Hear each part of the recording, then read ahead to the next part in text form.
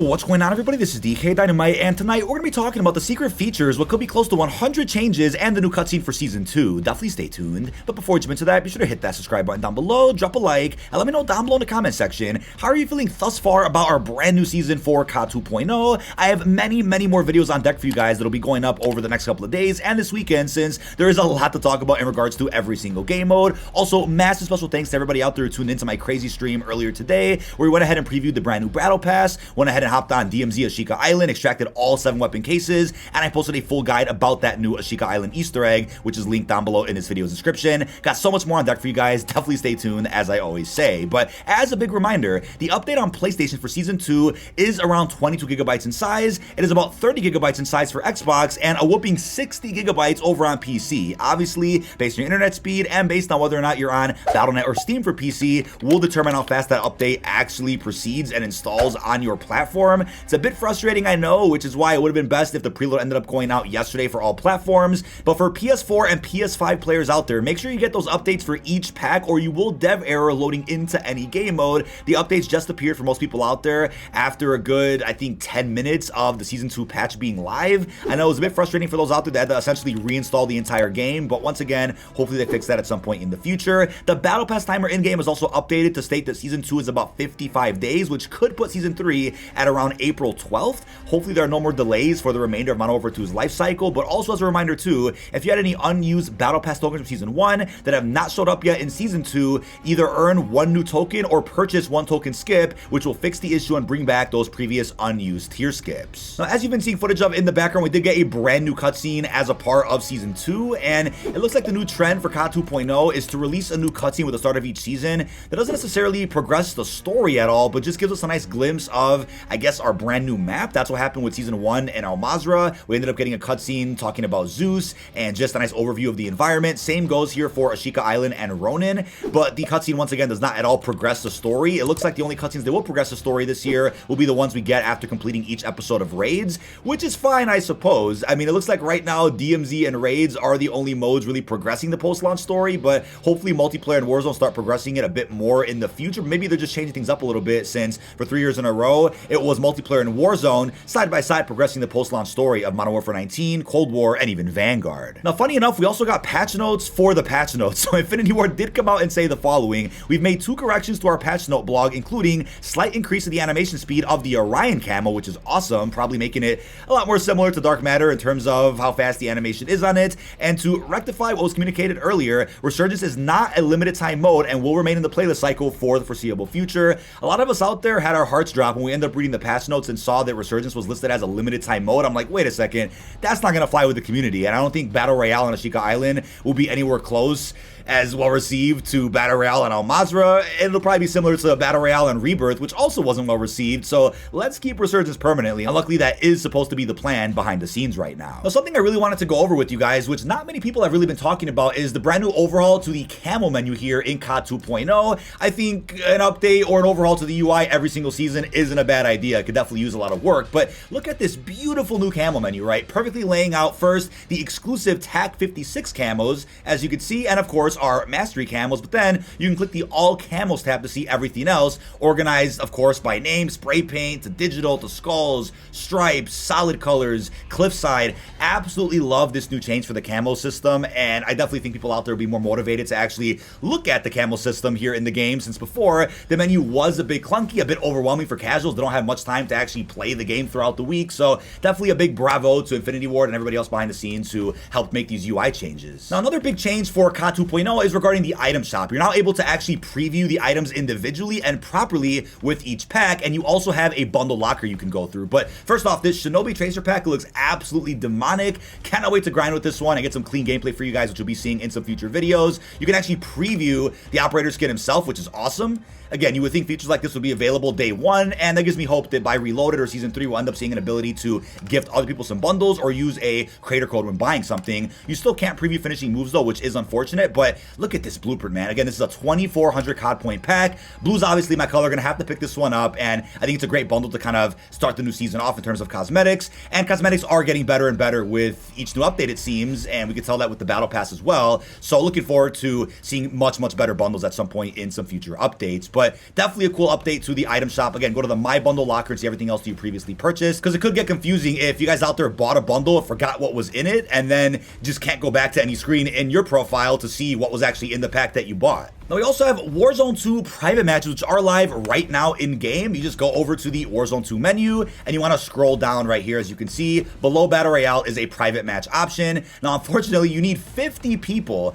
to actually start your match, and you can click anything from solos, duos, trios, quads, and even mini royale. Needing 50 people is a bit rough, so whenever I start up a stream and we have the most amount of people possible in chat, that's when I'm going to host a private match. I absolutely love the ability to host something like that with my community. A spectator feature is also coming at some point in the future for private matches, which is great. I'd love to host more private matches for Warzone 2, and maybe pick a winner from whoever places top 3 or something to win a bundle of their choice or a battle pass. That's going to be great. You also have a join squad option here in this menu. Now, you would be here all day if we went ahead and read all the patch notes for Season 2, but let's do a nice skim of all the major updates that we have here in Modern Warfare 2 and even Warzone 2. Got the launch trailer right there. But as it says, Wednesday, February 15th, globally, Resurgence is back. Complete run and challenges to get the fan favorite crossbow. We'll talk about that in a separate video again. We got the return of Ronin, 5 new weapons, new personal watercraft. That's some general stuff that you guys already knew. And of course, the patch also will highlight many gameplay adjustments and bug fixes across Modern Warfare 2 and Warzone 2.0. They talk about the battle pass, events. Again, we're making separate videos about all of that. They mentioned progression, being able to get to Prestige 9, level 450, which is max for the season.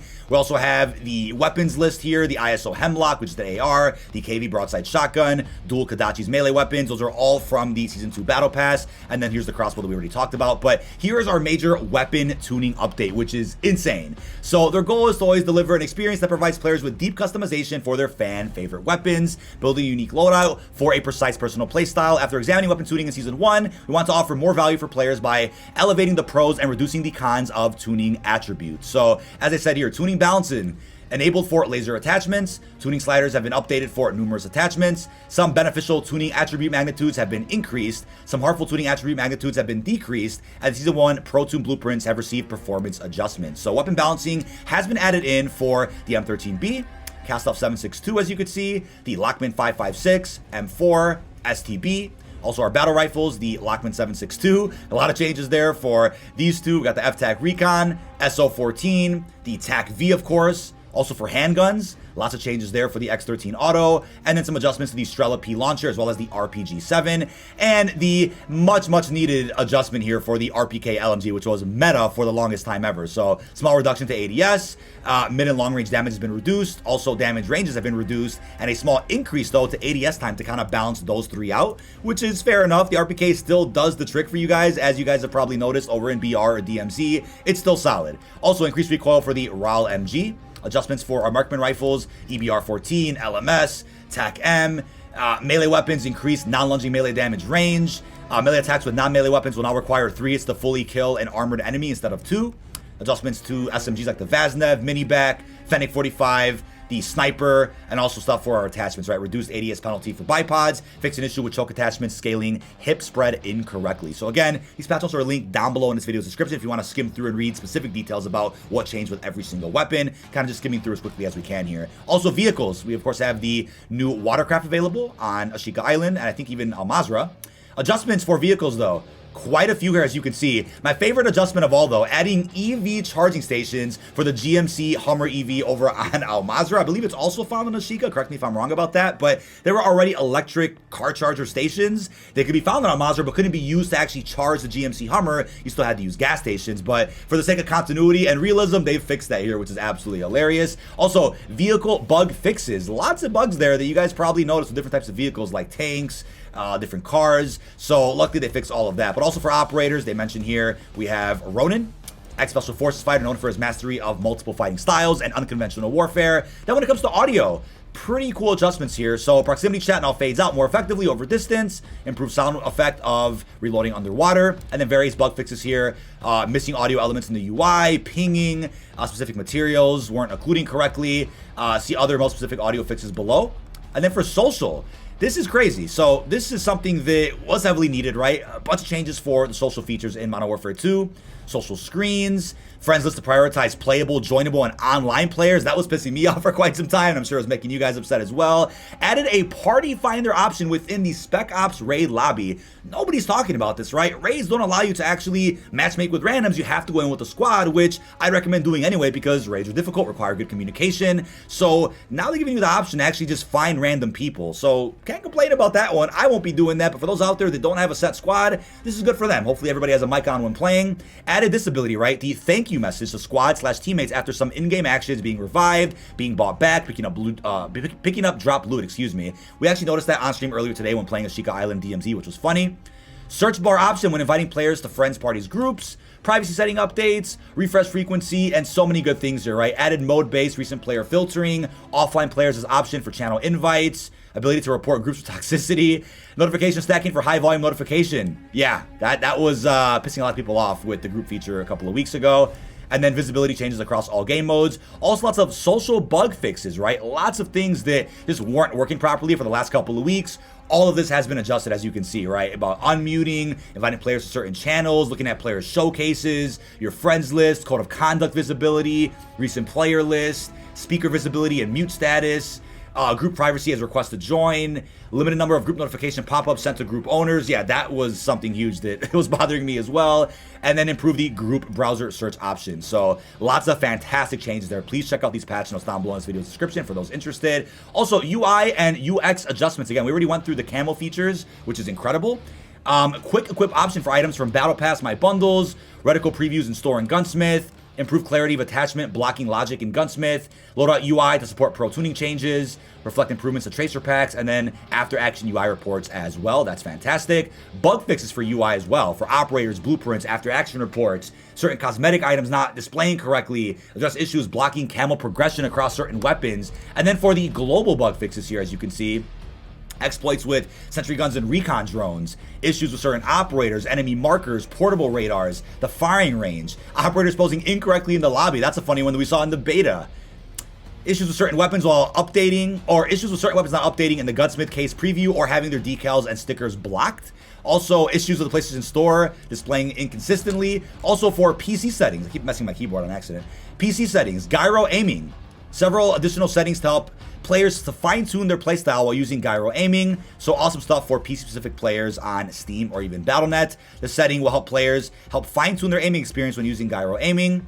And then other issues with that feature as well. So lots of cool stuff. Also for Spec Ops, like I said earlier already, the new the new party finder option for raids. I wonder if this is something just for raid episode 1, and will it also be something we see day 1 for raid episode 2, or is this only something that gets added in for each episode of raid many weeks or a month plus after they come out? They want to really encourage players to be with a set squad at first. Who knows? A bug fix for Adam Grad regarding armor and backpacks. Also raid episode 1, other issue fixes here. Losing their sentry gun after cycling weapons, specific points where players can leave the playable area. That's weird. And then the graphic price loading screen was not awarding correctly or appearing for players after completing the Adam Grad raid. There we have it. And then for co-op Spec Ops, new modifier, one in the chamber for low profile mission. So a new way to play that mission, which is cool. Also adjustments, as you could see, for restart mission and restart from checkpoint. Co-op bug fixes. Initially can prevent the rebel weapon blueprint from unlocking after collecting 100 stars. That's frustrating. COD point switch in the self-stop menu with display as 0. That's annoying. Low profile updates, fix an issue with exfilling, enemy vehicles, cache exploit for Mount Zaya, issue where players could obtain both roles on high ground. That would have been funny. And then, of course, for the multiplayer, we got our brand new modes here, as you guys already know about from Season 2 roadmap. We have our game modes. We have our 4 new maps. New maps, I know. Got a new map coming in Season 2 Reload, as we're talking about in a separate video. And then general audio adjustments for 6v6, dog tag pickup. Also reducing Ghost perk cost 50% and ultimate perk by 25%. So at this point, get rid of the new perk system. Just have a spawn in with all of them right when you want to play a match, because at this point they're going to keep reducing the actual cost and start time for the perks to where it's like, hey, the new perk system's a bit redundant anyway. It's going to get funny. Also, ranked play. Talked a lot about that in a previous video. Of course, a lot of information here in case you guys missed it about the divisions, the rewards, your ranks, top 250, all that good stuff is listed right here. It's talked about in a separate video already. That's linked down below in this video's description. Lots of information there. Competitive integrity, already talked all about that. And additional social features, also mentioned that in a previous video. Warzone 2, we got Ashika Island, new map. Lots of information about the points of interest. Kind of just a recap and a copy paste of the information that they already went ahead and talked about in a previous Warzone 2 blog post. Al-Mazrah changes here, map updates, classic Afghan over ST caves, the Gulag is now 1v1, and then here's our playlist for the next, week and a half or so. Al-Mazrah BR, Ashika Island Resurgence, lots of information about how these modes actually work, we already knew that. What else is here? Additional information for Resurgence as well, right? Strongholds disabled, weapons found via ground loot, always have attachments. You guys knew that already, we talked about that on stream earlier. Enemy AI commands only spawn during data heist, public event, or during search and seizure contract. Those two things are coming in season though. Those are not even live yet. General private matches, talked about that. Beautiful. New features on Warzone 2 though. Counter UAV as a streak has been added in. Pretty damn cool. It will jam enemy radar, minimap, as well as their HUD. Redeploy packs, new equipment. Give players another shot at victory. They can be found in ground loots, on some buy stations, and are guaranteed for completing the strongholds and black site missions. That's huge for regain right there. Absolutely love that. Also, Restore Honor, that's live already. Search and Seizure, new contract coming later in season, along with Data Heist. Redeploy Drones, not live yet, coming in season. Rusher AI with a knife, also coming in season to probably both BR and DMZ. Gameplay adjustments. Loot adjustments. Cash Camo, we talked all about that in previous videos, as they talked about this many weeks ago already. We already knew what these changes were going to be. Armor plates, perk packages, buy stations, strongholds, black sites, champions quest. Yes, they have vaulted the FTAC Recon Brass Tracks blueprint. A new one could be actually awarded for doing the nuke right now in Al-Mazrah. It's unclear if there's another champions quest for a Resurgence Ashika, or if that's not the case. We're not sure about that. But all the champion quest rewards remain the same, like the operator skin. I think it's a calling card. So keep that in mind. Updates to backrecord inventory, loadout drop, spawn protection, gulag, other improvements with pre-match loadout selection. That's huge. Plating improvements. I absolutely love the ability to go ahead and plate pretty quickly while sprinting. Actually boosts your movement speed, which is amazing. Love that on DMZ as well. Ping visibility, interrogation updates, loot improvements, and of course UI and UX for Warzone 2. My favorite one right here is with the play again option, right? Play again with squad, play again with party, and fill squad. As a squad member not in the party, you can play again with the squad or with a new squad. So love that. So you have to go back to the menu to go ahead and play a brand new match. That is huge for getting to a new match as quick as you can, and a bunch of various bug fixes there, which are insane for Warzone 2's ecosystem. And then for DMZ, you already know the gist with that based on the roadmap. We already talked about DMZ a lot in several previous videos, I should say. Gameplay adjustments with contracts, enemy tuning, locations for infiltration, dead drops, exfiltration, bosses, plating adjustments, of course, ping visibility, interrogation, and of course, bug fixes as well. Lots of great updates that DMZ has already covered in a previous video, and I'll be talking more about in some future videos as well. Lots to go through here with Season 2.